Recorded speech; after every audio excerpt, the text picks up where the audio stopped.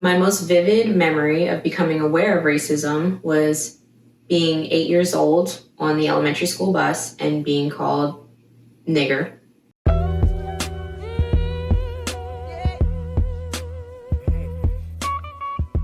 My name is Maurice Joseph. I'm 34 years old. I'm a men's college basketball coach, born and raised in Montreal, Quebec, but currently residing in Washington, D.C. I am Black. I'm Chris Williamson. I'm 28 years old from DC. I currently work in New York and I'm Black. Hi, my name is Olivia. I'm a 29-year-old teacher in Chicago and I am white. I'm Monica Jones. I'm 29 years old and I'm from Baltimore, Maryland. I am half Black, half Filipino.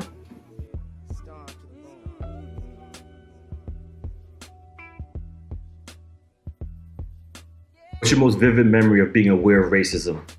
I'm 12 years old. My dad's driving me to a basketball game in Poolesville, Maryland, and we got lost. So I would have been in middle school, probably 7th or 8th grade. We were reading To Kill a Mockingbird. I remember that a travel basketball tournament when I was 14 years old in Lexington, Kentucky.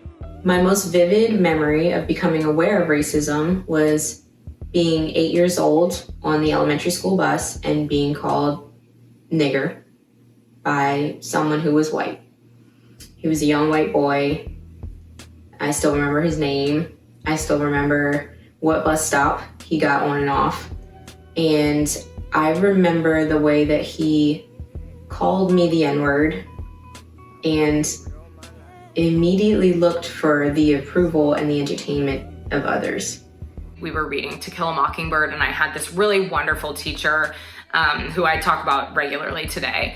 And we did a whole lesson on the N-word and the use of the N-word in literature and why we would not be using it in our lily white suburban classroom. It wasn't just a warning. I mean, it was not just, I'm not saying this word, you will not be saying this word, there will be a consequence. She really made an effort to try to help us understand the basis and the harm and the violence that is all sort of like wrapped up in that one word and why it was inappropriate for us to be using it as white people. We had some time between games, so I remember my teammates and coaches and I crossing the street to go grab some food, and a pickup truck was speeding towards me. So as I was already crossing, I sprinted across the street to get to the other side, and as the pickup truck was passing behind me, a man in the truck yelled, "Get out the street, N-word."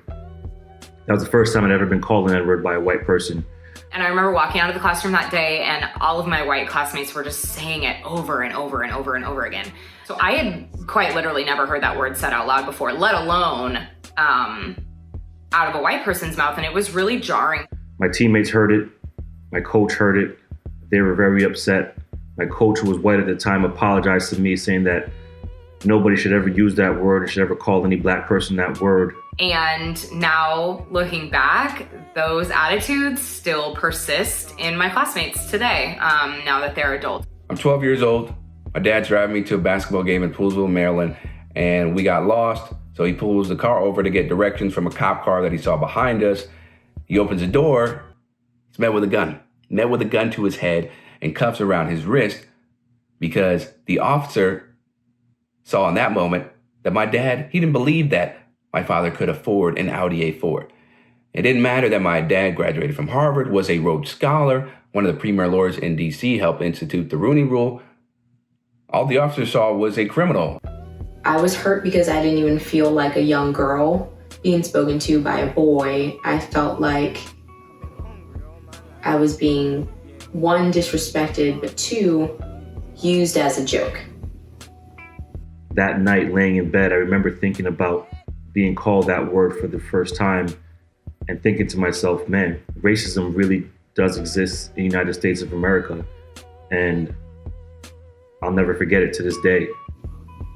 I remember going home and crying more so out of anger of being disrespected. But I don't remember the rest of the kids being quite comfortable with the way that he spoke to me, which looking back now is a good feeling.